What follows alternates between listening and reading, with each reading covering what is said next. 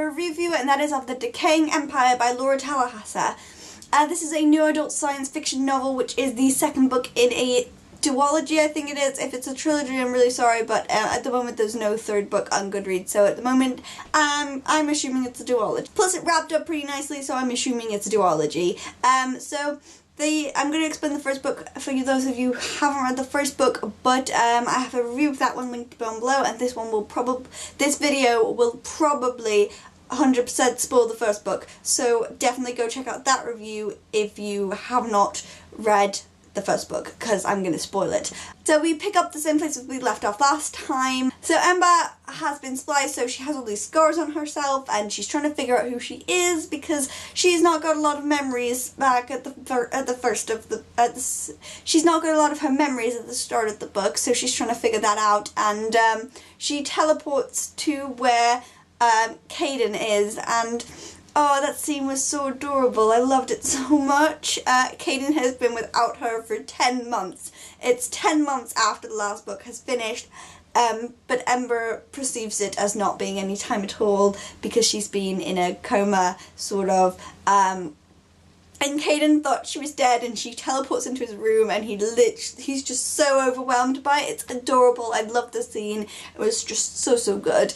The whole of this book was really good, but I do wish they'd played on the fact that Ember said people that have been spliced never come back the same. I don't think that was necessarily true of Ember anyway. I think that she was changed, but it was because of what she went through in the first book, not necessarily her being spliced, that had made it different. She had already figured out secrets about this government facility in the first book that had changed her perspective on it anyway.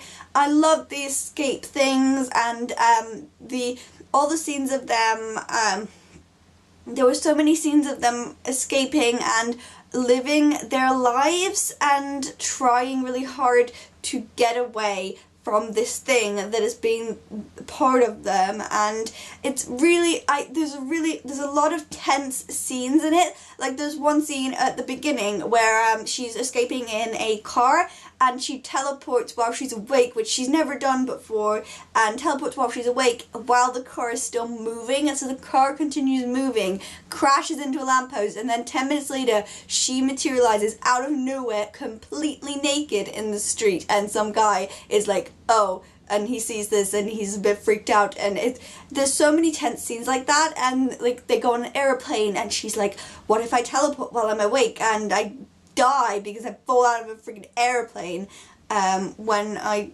teleport back. I mean, yeah, it's just really scary scenes, and really ones where you worry about them. Again, like as the first book, is very mature content, but very good mature content. It's not like weird 50 Shades of Grey stuff. It's very nice, consensual sex between two people that generally love each other, and I love that about this book.